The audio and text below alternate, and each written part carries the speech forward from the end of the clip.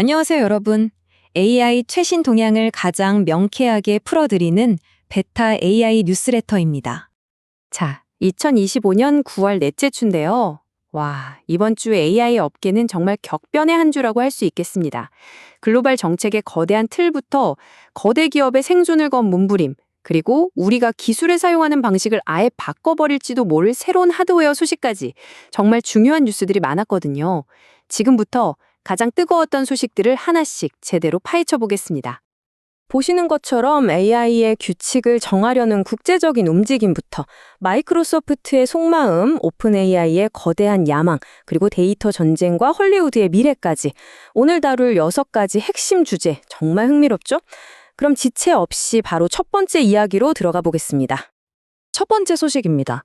AI의 힘. 이게 정말 무섭게 커지고 있잖아요. 그러다 보니까 인류가 아주 중요한 질문 앞에 서게 됐습니다. 바로 이걸 어디까지 허용해야 하나 하는 거죠.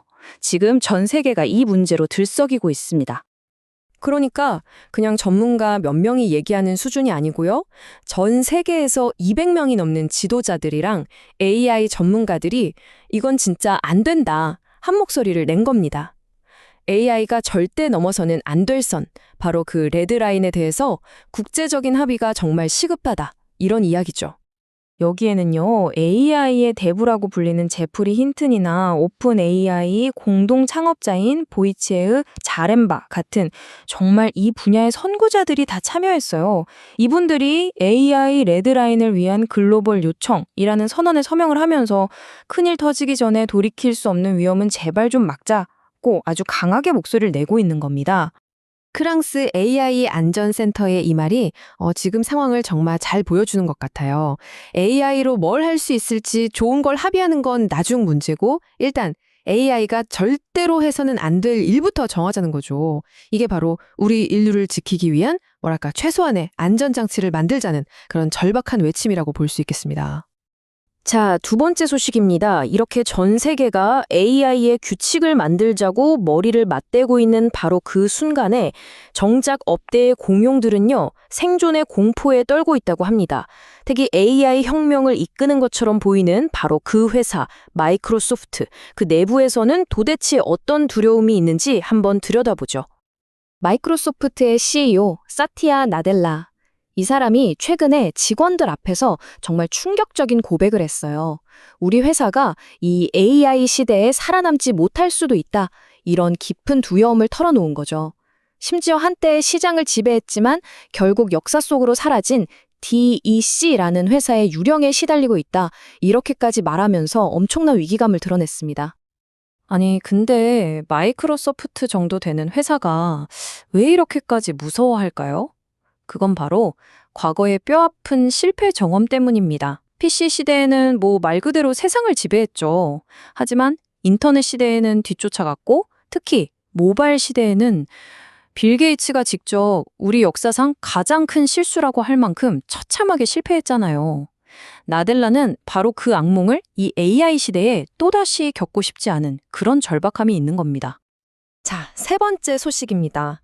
근데 정말 아이러니한 건요, 마이크로소프트가 이렇게 두려움에 떨고 있는 동안 그들이 가장 믿고 투자했던 파트너, 바로 오픈 AI가 뒤에서는 정말 상상도 못할 움직임을 보였다는 겁니다. 그게 뭐냐면요, AI 칩의 제왕이죠, 엔비디아가 오픈 AI에 이게 금액이 무려 1,000억 달러입니다. 우리 돈으로 환산하면 130조 원이 넘는 정말 천문학적인 규모의 투자를 단행했다는 소식입니다. 자, 이 파트너십, 이게 뭘 의미할까요? 이건 그냥 돈이 오고 갔다는 차원의 얘기가 아닙니다. 이건 사실상 오픈 AI의 독립 선언이나 마찬가지예요. 더 이상 마이크로소프트의 컴퓨팅 파워에만 의존하지 않겠다, 이겁니다. 이제 그들은 자신들만의 데이터 센터와 수백만 개의 GPU를 손에 쥐고 궁극적인 목표인 초지능 AGI를 향해서 독자적인 길을 가기 시작한 거죠. 자, 네 번째 이야기입니다. 이런 거대한 AI 모델을 만들려면요, 방금 말씀드린 컴퓨팅 파워도 중요하지만 또 하나의 핵심 자원이 필요하죠. 바로 데이터입니다. 이제 데이터는 21세기의 석유라고 불리잖아요. 그 새로운 자원을 둘러싼 전쟁, 그 한복판에 레딧이 있습니다. 레딧의 전략이 아주 흥미로운데요. 예전처럼 그냥 데이터를 뭉텅이로 파는 그런 가게가 되기를 거부하고 있어요. 마치 우리가 음악 들을 때마다 저작권료가 지급되는 것처럼 사람들이 레딧에 쓴 진짜 대화 데이터가 AI 답변에 사용될 때마다 그 기여도만큼 대가를 받겠다. 이런 동적 가격 측정 모델을 들고 나온 겁니다. 이건 뭐 데이터의 가치를 완전히 새로 정의하겠다는 거죠. 자, 5번째입니다. AI가 바꾸는 게 이런 데이터의 가치뿐일까요? 아닙니다. 우리가 인간 고유의 영역이라고 굳게 믿었던 창의성의 세계, 특히 헐리우드의 운명마저 지금 송두리째 뒤흔들고 있습니다. 최근에 AI 영상 생성으로 아주 핫한 스타트업이죠. 루마 AI의 CEO가 헐리우드를 향해서 정말 센 발언을 했습니다. 헐리우드는 이미 죽었다. 이렇게요. 근데 그 이유가 AI 때문이 아니라는 거예요. 위험을 감수하긴 싫고 맨날 똑같은 속편만 찍어내면서 스스로 무너지고 있다는 아주 뼈아픈 비판을 한 거죠. 오히려 그는 AI가 헐리우드의 구원자가 될 수 있다고 말합니다. 창작자들한테 더 적은 비용으로 더 빠르게 새로운 아이디어를 마음껏 시도해볼 수 있는 도구를 쥐어줌으로써 헐리우드가 다시 참신함을 되찾게 할 유일한 방법이라는 거죠. 자, 여러분 생각은 어떠세요? 과연 AI는 창의성의 종말을 가져올까요? 아니면 새로운 부활을 이끌까요? 그리고 드디어 마지막 6번째 소식입니다. 어쩌면 지금까지 우리가 이야기했던 모든 것들이 바로 이 하나의 목표를 위한 거대한 과정이었을지도 모릅니다. 소프트웨어를 넘어서 오픈 AI가 드디어 하드웨어라는 궁극의 목표를 향해 움직이기 시작했다는 소식입니다. 이게 정말 놀라운데요. 오픈 AI가 누구랑 손을 잡았냐면 바로 그 아이폰을 조립하는 애플의 핵심 공급업체 럭스쉐어입니다. 목표는 단 하나, 우리 주머니에 쏙 들어가는 완전히 새로운 개념의 AI 기기를 만드는 겁니다. 이걸 그냥 또 다른 스마트폰이라고 생각하시면 절대 안 됩니다. 이건 패러다임 자체가 달라요. 생각해보세요. 스마트폰은 앱을 실행하기 위한 플랫폼이었잖아요. 근데 이 새로운 기기는 처음부터 끝까지 AI 모델 그 자체를 위해 설계된 완전히 새로운 하드웨어라는 겁니다. 이 움직임은요, 지난 수십 년간 애플과 구글이 철옹성처럼 쌓아올린 스마트폰과 PC의 제국의 정면으로 도전하는 오픈 AI의 역사상 가장 대담하고 어쩌면 가장 위험한 배팅으로 평가받고 있습니다. 네, 여기까지가 이번 주에 AI 업계를 뜨겁게 달군 주요 뉴스들이었습니다. 정말 정신없이 돌아가죠?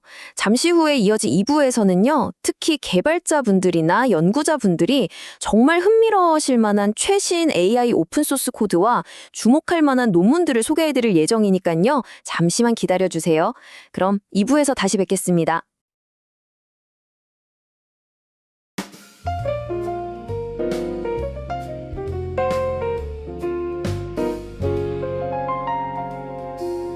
Beta AI newsletter, your favorite AI newsletter. 매주 수요일 오후 2시엔 이메일에 AI 소식을 전해드려요.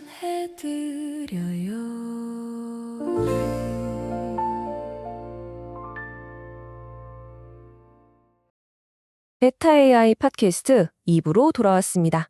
이번 주에도 가장 뜨거웠던 AI 논문과 또 주목할 만한 오픈소스 프로젝트들의 핵심만 쑥쑥 뽑아서 깊이 있게 파헤쳐보는 시간 바로 시작해보겠습니다. 오늘은 정말 AI 분야의 판도를 바꿀 수도 있는 아주 중요한 혁신 5가지를 살펴볼 건데요. 자, AI가 이제 코드 조각이 아니라 소프트웨어 프로젝트 전체를 통째로 구축하는 새로운 방법이 나왔고요. 데이터는 많을수록 좋다는 기존의 통념을 깨고 적은 게 더 낫다는 원리로 더 똑똑한 AI 에이전트를 만드는 비결을 알아볼 겁니다. 인간 리서처처럼 생각하고 글을 쓰는 듀얼 AI 에이전트도 등장했고요. 서로 달라 보이는 머신러닝의 여러 분야를 단 하나의 원리로 묶어버리려는 아주 야심찬 시도도 있습니다. 그리고 마지막 5번째로 우리를 대신해서 컴퓨터를 자유자재로 사용해줄 범용 AI 에이전트까지 정말 흥미로운 주제들로 꽉 채웠습니다. 자, 첫 번째 소식부터 정말 입이 떡 벌어집니다. RPG, A Repository Planning Graph for Unified and Scalable Code Base Generation 이라는 논문인데요. 이게 무슨 얘기냐면 AI가 이제 단순히 코드 한두 줄 짜주는 걸 넘어서 하나의 거대한 소프트웨어 프로젝트 전체의 설계도를 그리고 그걸 기반으로 코드를 생성하는 방법에 대한 이야기입니다. 여기서 던지는 질문이 아주 근본적이죠. 우리가 보통 AI한테 코드 좀 짜달라고 하면 몇 줄 정도는 뚝딱 만들어주잖아요. 근데 그게 아니라 수많은 파일과 폴더, 그리고 복잡한 의존성으로 얽혀있는 하나의 완전한 소프트웨어 프로젝트를 정말 처음부터 끝까지 혼자서 만들 수 있을까? 이건 지금까지 거의 공상과학 소설에나 나올 법한 이야기였습니다. 그런데 이 논문이 그 해법을 제시합니다. 바로 리퍼지터리 플래닝 그래프, 줄여서 RPG라는 건데요. 이게 뭐냐면 소프트웨어의 아주 상세한 청사진 역할을 하는 거예요. 예전처럼 이런 기능이 있는 앱을 만들어줘 같은 모호한 자연어 지시 대신에 코드의 전체 구조, 파일 간의 데이터 흐름, 그리고 각 기능들이 어떻게 연결되는지까지 아주 정교한 그래프 형태로 먼저 계획을 짜는 거죠. 기계가 완벽하게 이해할 수 있는 설계도라고 보시면 됩니다. 그래서 결과가 어땠냐고요? 정말 대단합니다. 이 RPG를 기반으로 만든 제로랩보라는 프레임워크는요, 테스트 통과율이 무려 69.7%를 기록했습니다.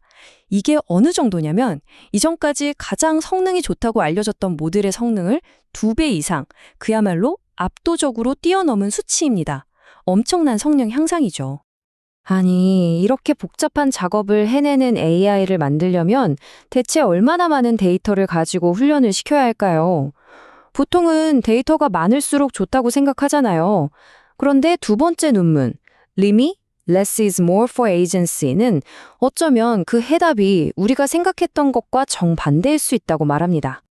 이 논문의 핵심은 바로 생각의 전환입니다.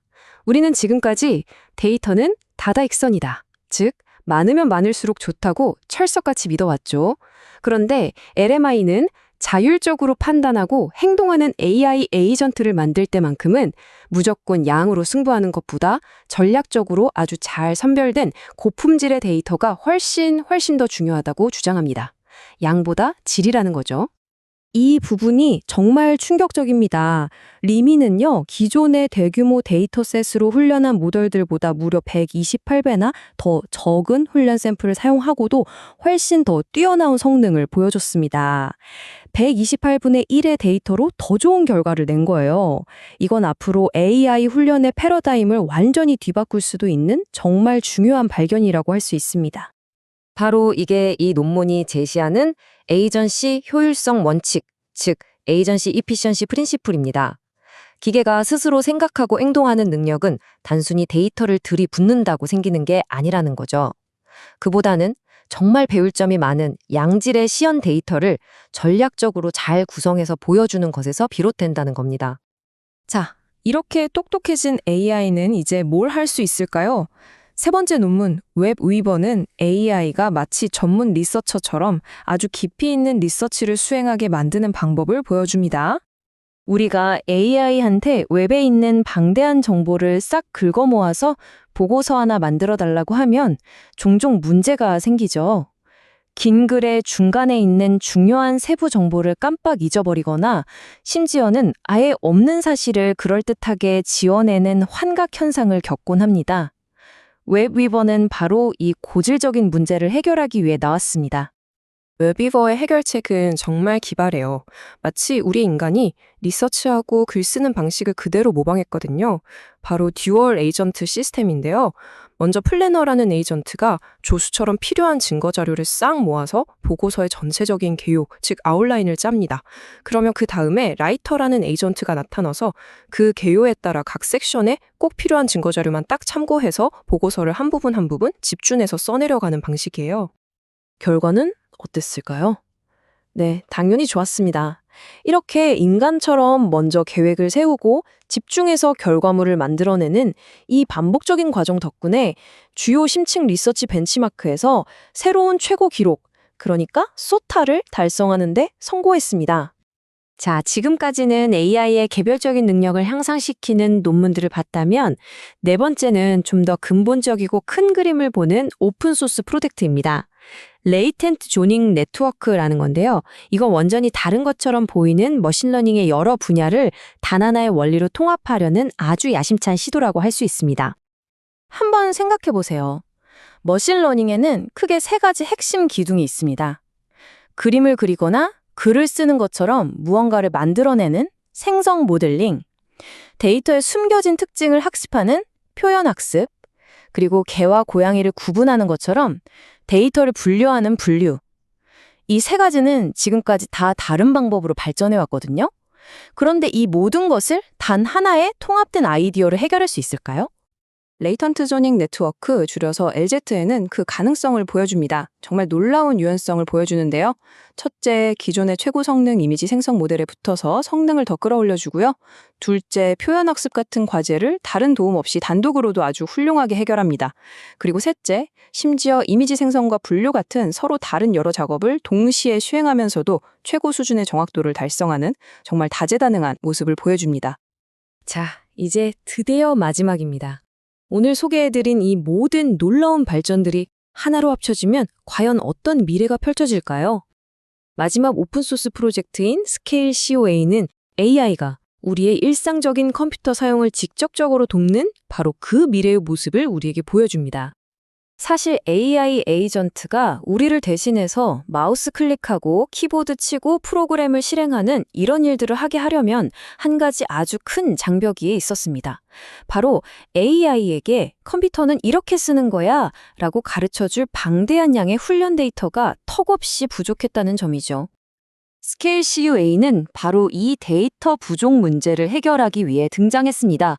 정말 거대한 규모의 새로운 데이터셋을 공개했는데요. 그 내용을 보면 정말 입이 떡 벌어집니다. 윈도우, 맥 OS, 우분투를 포함한 6개의 서로 다른 운영체제를 다루고요. 일반적인 웹서핑부터 아주 복잡한 소프트웨어 조작까지 3개의 주요 작업 영역을 포괄하고 있습니다. 그야말로 엄청나게 방대하고 포괄적인 데이터셋인 거죠. 그리고 이 엄청난 데이터로 훈련된 모델은요, 역시나 기대를 저버리지 않았습니다. 컴퓨터 사용 에이전트의 능력을 평가하는 여러 핵심 벤치마크에서 줄줄이 새로운 최고 기록을 세우고 있습니다. 이건 뭘 의미할까요? 우리를 대신해서 복잡한 컴퓨터 작업을 척척 처리해줄 그런 범용 AI 에이전트의 등장이 정말 머지 않았다는 걸 보여주는 강력한 신호입니다. 정말 다행인 건 이 스케일 CUA 프로젝트는 모든 데이터와 모델 그리고 소스 코드까지 전부 공개할 예정이라고 합니다. 직접 한번 들여다보고 싶거나 연구에 활용하고 싶으신 분들을 위해서 관련 링크는 저희 뉴스레터에 상세히 정리해 두겠습니다. 오늘 살펴본 이 5가지 혁신 정말 대단하지 않나요? AI가 단순한 도구를 넘어서서 우리의 창의적인 파트너이자 또 아주 유능한 조수가 될 미래를 한층 더 앞당기고 있는 것 같습니다. 그럼 다음 주 수요일엔 뉴스레터와 팟캐스트로 돌아오겠습니다.